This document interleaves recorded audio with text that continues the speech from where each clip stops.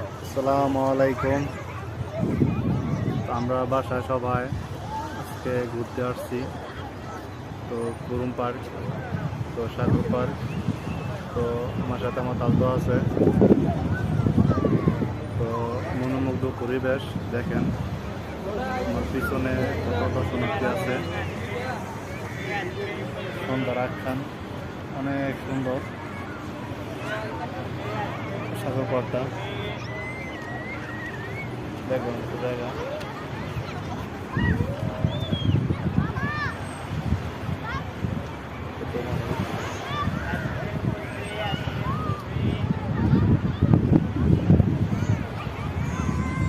কুরুম সাগর park, বসার মতো পরিবেশ আছে।